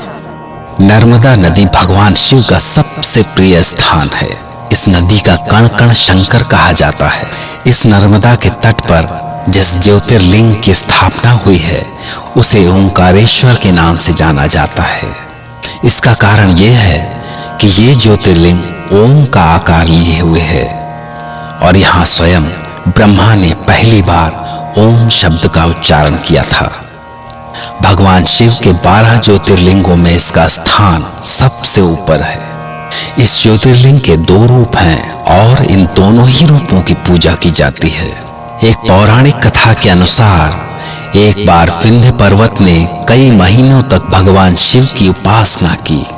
विंध्य की तपस्या से भगवान शिव प्रसन्न हुए और उन्हें साक्षात दर्शन देकर उनसे वर मांगने के लिए कहा। विंध्य पर्वत चाहते थे कि भगवान शिव उनके पास रहें और वहीं रहकर सदा संसार का कल्याण करते रहें, किंतु दूसरी ओर ऋषि महर्षि और देवता गण उन्हें स्वयं से दूर नहीं होने देना चाहते थे। भोलेनाथ के सामने कठिन समस्या थी कि वो किसके साथ रहें, किंतु भगवान शिव तो किसी को निराश नहीं करते। विंध्य पर्वत ने जब अपनी इच्छा प्रकट की तो भगवान शिव ने ज्योतिर्लिंग के 2 भाग कर दिए। एक का नाम ओंकारेश्वर पड़ा और दूसरे का मामलेश्वर। ओंकारेश्वर ज्योतिर्लिंग की स्थापना स्वयं महादेव शिव ने की है। यहाँ जाने के लिए भक्तों को कोठरियों से होकर जाना पड़ता है। इन कोठरियों में बहुत अंधेरा तो रहता ही है, यहाँ सदा पानी भी भरा रहता है। भक्तों को इन पानी भरी कोठरियों को पार करके जाना होता है। भगवान शिव के भक्त चने की दाल से पूजा करते हैं। यहाँ रात्रि में भगवान शिव की पूजा का बहुत महत्व है। ओंकारेश्वर के संबंध में एक दूसरी कथा भी बहुत प्रचलित है। इस कथा के अनुसार महान शिव भक्त अम्बरीश और मुचुकुंद के पिता सूर्यवंशी मानधाता ने नर्मदा के तट पर कठिन तपस्या करके भगवान शिव को प्रसन्न किया था और उनकी भक्ति से प्रसन्न होकर महादेव ज्योतिर्लिंग के रूप में प्रकट हुए। ओंकारेश्वर शिवलिंग की एक विशेषता है कि यह किसी मनुष्य द्वारा गढ़ा या तराशा हुआ नहीं है, बल्कि ये प्राकृतिक शिवलिंग है। और दूसरी विशेषता है कि मंदिर के शिखर पर भगवान महाकालेश्वर की मूर्ति है। लोगों की मान्यता है कि ये पर्वत ही ओंकार स्वरूप है। परिक्रमा के समय कई सारे मंदिरों के होने से ये पर्वत ओंकार के रूप में दिखाई देता है और इस ओंकार पर्वत पर बने ओंकार मंदिर चंद्र के रूप में दिखाई देते हैं। ऐसा लगता है कि इस मंदिर में शिव की मूर्ति के पास ही माता पार्वती की मूर्ति भी स्थापित है। ये भगवान शिव 12 ज्योतिर्लिंगों में एक तो हैं ही, साथ ही इनसे मामलेश्वर नाम भी जुड़ा है। हालांकि केवल नाम ही नहीं, दोनों का अस्तित्व भी अलग अलग है। मामलेश्वर मंदिर नर्मदा के दक्षिण में कुछ दूरी पर है, पर इन दोनों की गणना एक में ही की जाती है, क्योंकि दोनों भगवान शिव के ही रूप हैं और दोनों भक्तों को समान रूप से फल देते हैं।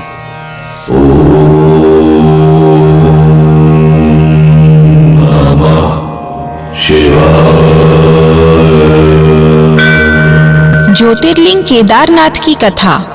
भगवान शिव के ज्योतिर्लिंग स्वरूप केदारनाथ की बड़ी महिमा है। शिव पुराण के अनुसार केदारनाथ अर्थात केदारेश्वर मुक्ति का सबसे सरल मार्ग है। जो भक्त इस ज्योतिर्लिंग के दर्शन करते हैं उनका जीवन सफल हो जाता है और वो सांसारिक बंधनों से मुक्त हो जाते हैं।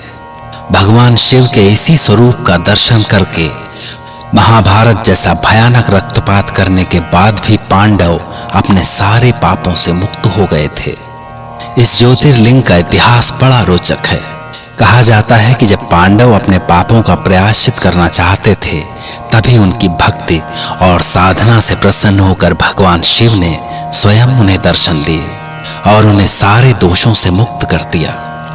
शास्त्रों के अनुसार जैसे ही पांडव हरिद्वार से होते हुए केदारनाथ के दर्शनों के लिए आगे बढ़े, दूर से ही उन्हें भगवान शिव दिखाई पड़े। पांडव भगवान शिव का ये चमत्कार देखकर बहुत प्रसन्न हुए, पर उन्हें उतनी ही निराशा भी हुई जब उन्होंने देखा कि भगवान शिव अगले ही क्षण अंतर्ध्यान हो गए हैं। पांडवों को अनुभव हुआ कि ये उनके पापों का ही फल है जो भगवान शिव उन्हें दर्शन नहीं देना चाहते। किंतु पांडवों ने हार नहीं मानी और वे शिव की कठोर साधना में लग गए। दरअसल सच तो ये था कि महादेव पांडवों को दर्शन देना ही नहीं चाहते थे, इसीलिए वे केदारनाथ के गुप्त कक्ष में छिप गए थे। पांडव भगवान शिव को तलाश करते हुए गौरी कुंड तक गए, किंतु इस स्थान पर एक विचित्र घटना हुई। पांडवों में से नकुल और सहदेव को दूर एक सांड दिखाई दिया। भीम ने अपनी गदा उठा ली और उसे मारने दौड़े, पर वो सांड उनकी पकड़ में ही नहीं आ सका। तभी भीम ने दूसरी ओर देखा, वहां वो सांड बर्फ में मुंह डाले बैठा था। भीम ने उसकी पूंछ पकड़कर उसे खींचना चाहा, पर तभी सांड का आकार बढ़ने लगा। जल्दी ही वो इतना बड़ा हो गया कि नेपाल के पशुपतिनाथ तक पहुंच गया। पुराणों के अनुसार पशुपतिनाथ भी ज्योतिर्लिंगों में एक है। इस प्रकार वो सांड देखते ही देखते ज्योतिर्लिंग में बदल गया और फिर उसने साक्षात शिव का रूप ले लिया। तब शिव के दर्शन पाकर पांडव अपने पापों से मुक्त हुए। जबकि एक दूसरी कथा के अनुसार हिमालय के केदार नामक शिखर पर विष्णु के अवतार महातपस्वी श्री नर और श्री नारायण तपस्या करते थे। उनकी लंबे समय की कठिन साधना से प्रसन्न होकर भगवान शिव ने उन्हें साक्षात दर्शन दिए और उनकी प्रार्थना पर विचार करते हुए ज्योतिर्लिंग के रूप में सदा वहीं वास करने लगे। तब से महादेव शिव का यह स्थान भक्तों की सारी कामनाएं पूर्ण करता आ रहा है। भगवान शिव का ये मंदिर मंदाकिनी घाट पर पहाड़ी की तरह ही बना हुआ है। भीतर अंधेरा होने के कारण यहाँ दीपक के सहारे ही महादेव के दर्शन होते हैं। इस दीपक में यात्री सदा घी डाला करते हैं, जिससे उनकी कामना पूर्ण होती है।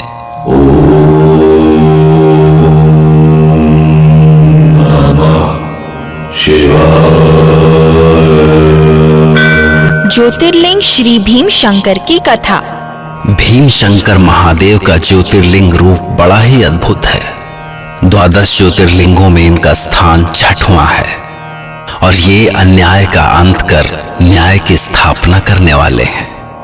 भगवान शिव का ये रूप एक राक्षस का अंत करने के लिए प्रकट हुआ था।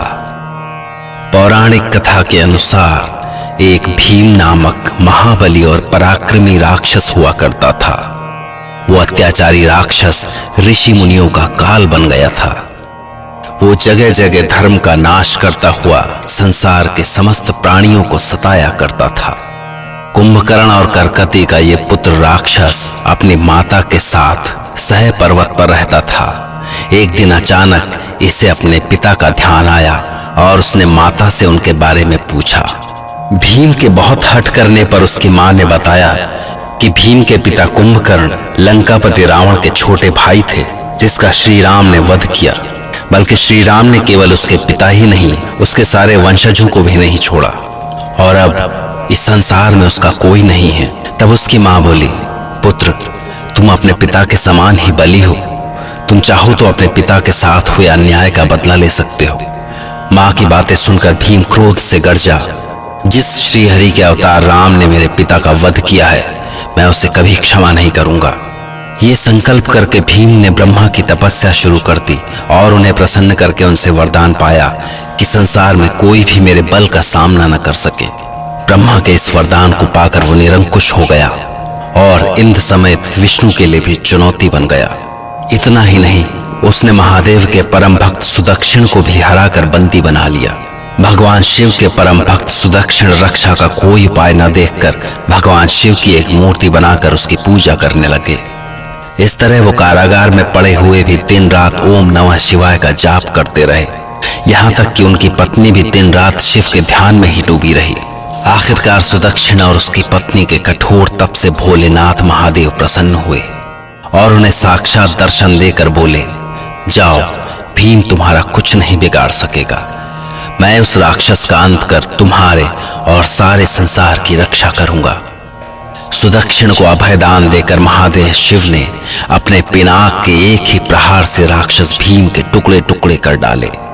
राक्षस भीम के अंत के साथ ऋषि मुनि और देवतागण बहुत खुश हुए और उन्होंने महादेव से अपनी रक्षा के लिए उसी स्थान पर बने रहने की प्रार्थना की। भगवान शिव देवताओं और ऋषि मुनियों की ये विनती सुनकर द्रवित हो गए और उनका निवेदन स्वीकार कर ज्योतिर्लिंग के रूप में वहीं वास करने लगे।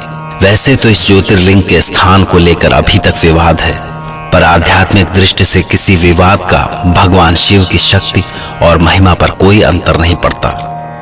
जहाँ शिव की पूजा होती है वहाँ वे अवश्य वास करते हैं और भक्तों की कामनाएं पूरी करते हैं।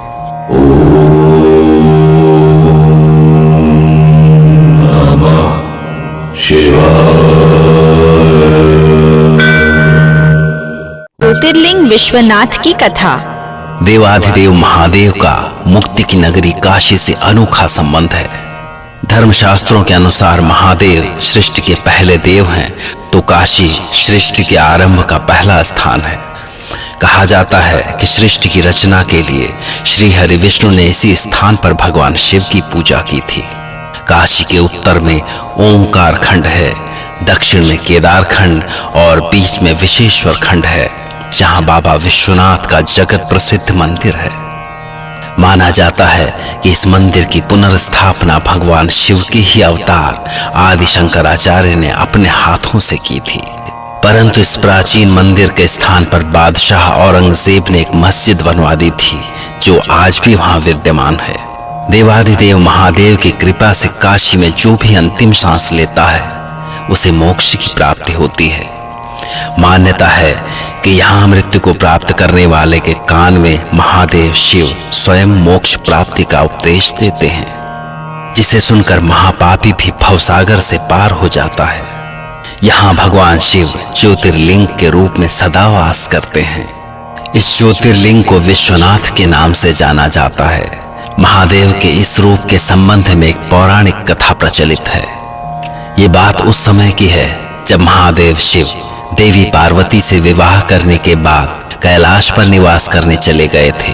परंतु माता पार्वती को विवाह के बाद भी अपने पिता के घर में रहना ठीक नहीं लगता था। इसलिए एक दिन उन्होंने अपने मन की बात महादेव से कही और तब महादेव देवी पार्वती की भावनाओं को समझते हुए कैलाश छोड़कर काशी नगरी आ गए। यहाँ वो ज्योतिर्लिंग के रूप में स्थापित हुए, जिसे विश्वनाथ कहा गया। इस ज्योतिर्लिंग के कारण ही काशी अन्य धार्मिक स्थानों में सबसे पवित्र माना जाता है।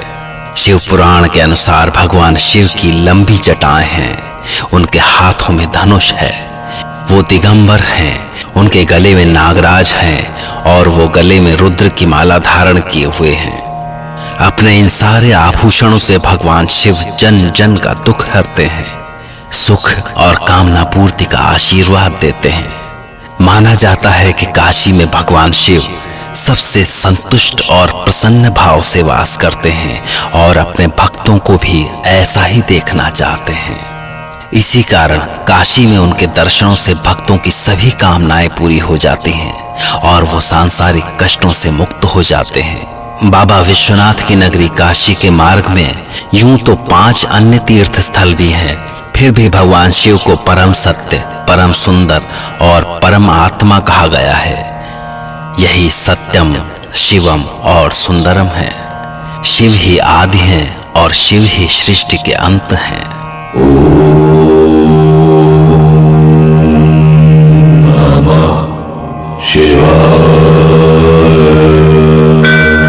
ज्योतिर्लिंग वैद्यनाथ की कथा। बाबा भोलेनाथ अर्थात महादेव शिव अनाथों के नाथ हैं। ये अवघड़ दानी भी कहे जाते हैं।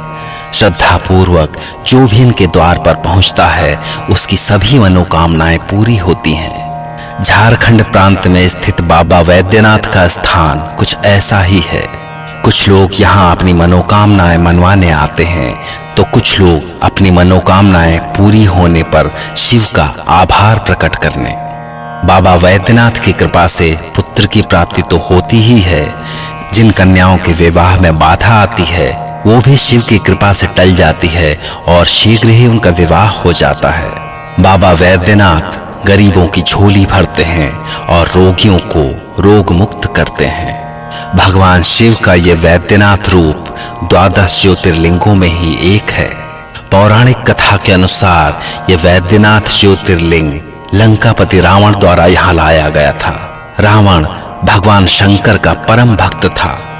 शिव पुराण के अनुसार एक बार शिव को प्रसन्न करने के लिए वो हिमालय पर्वत पर जाकर शिव की कठोर तपस्या करने लगा। जब वर्षों तक तप करने के बाद भी भगवान शिव प्रसन्न नहीं हुए तो उसने उन्हें प्रसन्न करने के लिए अपने सिरों की आहुति देने का निश्चय किया। विधिवत पूजा करते हुए दशानन रावण ने एक एक करके अपने 9 सिरों को काटकर शिवलिंग पर चढ़ा दिया और जब वो अपना 10वां सिर काटने ही वाला था तभी भगवान शिव प्रकट हुए और रावण से वरदान मांगने के लिए कहा। रावण को जब इच्छित वरदान मिल गया तो उसने भगवान शिव से अनुरोध किया कि वो उन्हें लंका ले जाना चाहता है। इस पर शिव ने रावण से कहा कि वे उसके साथ नहीं जा सकते। हाँ, यदि वो चाहे तो शिवलिंग को ले जा सकता है। भगवान शिव ने उसे वो शिवलिंग ले जाने दिया जिसकी पूजा करते हुए उसने अपने 9 सिर भेंट किए थे। इस शिवलिंग को ले जाते समय शिव ने रावण से कहा, एक बात का ध्यान रखना दशानन, इस ज्योतिर्लिंग को रास्ते में कहीं भी मत रखना, अन्यथा वो वहीं पर स्थापित हो जाएगी। दरअसल भगवान शिव नहीं चाहते थे कि ये ज्योतिर्लिंग पाप की नगरी लंका में पहुंचे, अतः उन्होंने गंगा से रावण के पेट में समाने का अनुरोध किया। रावण के पेट में जैसे ही गंगा पहुंची, उसके अंदर लघुशंका जाने की तीव्र इच्छा प्रबल हो गई और वो सोचने लगा कि वो शिवलिंग को किसी को सौंप कर लघुशंका करे।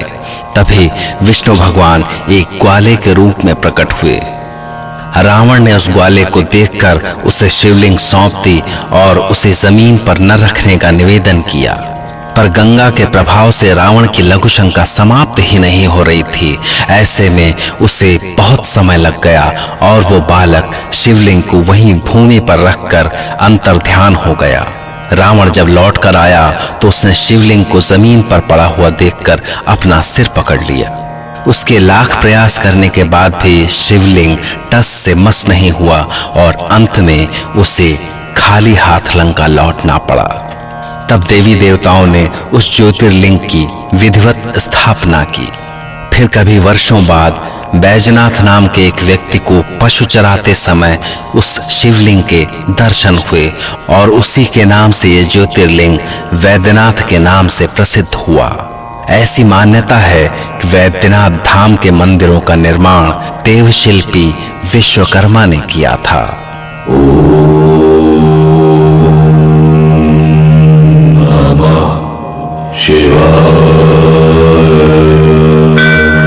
ज्योतिर्लिंग रामेश्वर की कथा। भगवान शिव जगत की आत्मा तो हैं ही, वे जगत के ईश्वर भी हैं। उनकी कृपा हो तो मनुष्य समस्त दोषों से मुक्त हो जाता है। विष्णु के अवतार श्री राम भी रावण का वध कर ब्रह्म हत्या के दोषी हो गए थे। तब भगवान शिव की कृपा से ही वो दोष मुक्त हो सके। देवादिदेव महादेव शिव के जिस रूप ने श्री राम को ब्रह्म हत्या के दोष से मुक्त किया था, वो रूप है ज्योतिर्लिंग रामेश्वर। रामेश्वर 11वां ज्योतिर्लिंग है जिसकी स्थापना स्वयं श्री भगवान राम ने की है। पौराणिक इतिहास के अनुसार जब श्री राम, माता सीता और अपने दल बदल सहित लंका से वापस आ रहे थे, तब समुद्र पार करके उन्होंने गंधमदन पर्वत पर पड़ाव डाला। उसी समय कई ऋषि मुनि उनके पास आए। श्री राम ने उनका स्वागत करते हुए उन्हें बताया कि मैं रावण का वध करके ब्रह्म हत्या का दोषी हो गया हूँ, इसीलिए मैं चाहता हूँ कि आप सभी मुझे इस दोष से मुक्त होने का उपाय बताएं। तब ऋषि महर्षियों ने उनसे कहा कि आप शिवलिंग की स्थापना कीजिए, इससे ये दोष मिट जाएगा। महर्षियों की बात मानकर श्री राम ने पवन कुमार हनुमान को कैलाश पर्वत से शिवलिंग लाने का आदेश दिया। पवन कुमार शीघ्र ही कैलाश पहुंच गए, परंतु कैलाश में उन्हें भगवान शिव कहीं नहीं मिले। हनुमान ने पूरा कैलाश छान मारा किंतु उन्हें सफलता नहीं मिली, जबकि श्री राम ने उन्हें शुभ मुहूर्त बीतने से पहले लौट आने का आदेश दिया था। अब समस्या ये थी कि हनुमान बिना शिवलिंग लाए वापस नहीं लौट सकते थे। तब कोई उपाय न देखकर उन्होंने कैलाश के शिखर पर बैठकर शिव की साधना आरंभ की। और इधर जब शुभ मुहूर्त निकलने लगा तो ऋषियों ने श्री राम से जानकी जी के द्वारा बालू से बनाया गया शिवलिंग स्थापित करने का निवेदन किया। श्री राम को ऐसा ही करना पड़ा, परंतु जैसे ही बालू से बने शिवलिंग की स्थापना हुई, हनुमान भगवान शिव का दिया हुआ शिवलिंग लेकर वहां पहुंच गए। बालू के शिवलिंग को स्थापित देखकर हनुमान बहुत दुखी हुए और भगवान श्री राम से कैलाश पर्वत से लाए गए शिवलिंग की पुनर्स्थापना का निवेदन करने लगे। श्री राम ने उन्हें बहुत समझाया, परंतु हनुमान को संतोष नहीं हुआ। तब श्री राम ने कहा कि तुम इस बालू के शिवलिंग को उखाड़ डालो, फिर मैं इसके स्थान पर तुम्हारा लाया हुआ ये शिवलिंग स्थापित कर दूंगा। इससे हनुमान बहुत प्रसन्न हुए और बालू के शिवलिंग को उखाड़ने के लिए दौड़ पड़े। किंतु ये काम इतना आसान नहीं था। वो शिवलिंग तो मानो वज्र का हो चुका था। हनुमान ने उसे अपनी पूंछ में लपेटकर उखाड़ना चाहा, पर वो गिरकर अचेत हो गए। और जब उन्हें होश आया तो श्री राम ने उन्हें समझाते हुए कहा कि शिव आस्था और भक्ति का नाम है। मेरे द्वारा स्थापित शिवलिंग को उखाड़ने की जो भूल तुमने की, उसी के कारण तुम्हें इतना कष्ट हुआ। महादेव के प्रति आस्था रखने मात्र से तुम्हारा और जगत का कल्याण होगा। बाद में हनुमान द्वारा लाए गए शिवलिंग को भी पास में ही स्थापित कर दिया गया और उसका नाम हनुमतेश्वर रखा गया। कहा जाता है कि जिसने रामेश्वर और हनुमतेश्वर के दर्शन कर लिए, उसने सारे यज्ञ और तप कर लिए।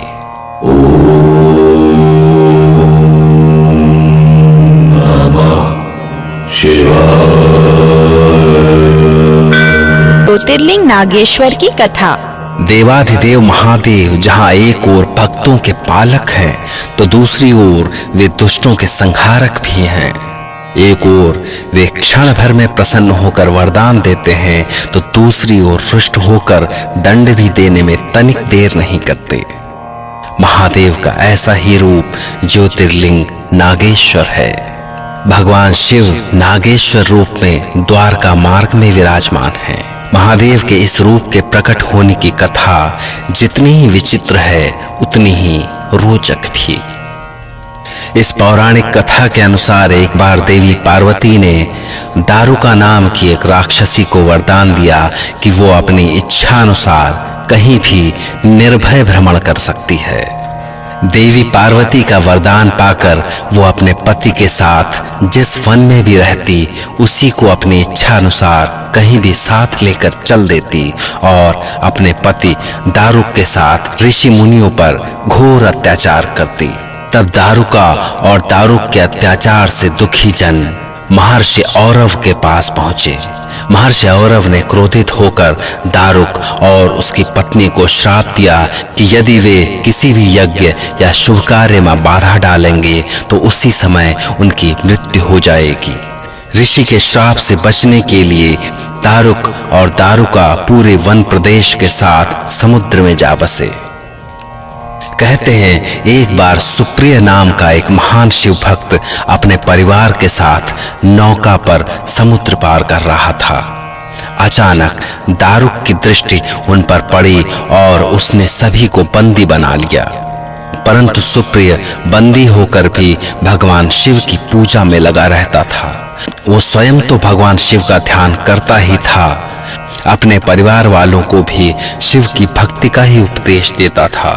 जब दारुक को इसका पता चला तो वो सुप्रिय के पास पहुंचा और उसने उसे शिव पूजा बंद करने का आदेश दिया। परंतु सुप्रिय साहस के साथ शिव पूजन में डटा रहा। इस पर दारुक का क्रोध भड़क उठा और उसने सुप्रिय का वध करने का आदेश दिया। परंतु सुप्रिय इससे भी भयभीत नहीं हुआ और वो भगवान शिव के मंत्र का जाप करता रहा। तभी दारुक के अनुचर कटार लिए उसका वध करने के लिए आ गए, किंतु जैसे ही अनुचरों ने कटार चलाई, उनके हाथ ऐसे रुक गए जैसे किसी ने उन्हें बांध दिया हो। उसी समय भगवान शिव वहां ज्योतिर्लिंग के रूप में प्रकट हुए और उन्होंने अपने भक्त सुप्रिय को निर्भयता का वरदान देते हुए समुद्र में अत्याचार करने वाले समस्त राक्षसों का संहार कर दिया और फिर सुप्रिय के निवेदन पर उसी स्थान पर वास करने का वचन भी दिया। महादेव शिव की कृपा से सुप्रिय राक्षसों के संहार के बाद शिव धाम चला गया और उसके परिजन दारुक के कारागार से मुक्त हो गए। भगवान शिव के आदेशानुसार उनके इस ज्योतिर्लिंग का नाम नागेश पड़ा और तब से वे अपने इस नागेश रूप से भक्तों का कल्याण करते हैं। कहा जाता है कि ज्योतिर्लिंग नागेश्वर के दरबार से कभी कोई व्यक्ति निराश होकर नहीं लौटता।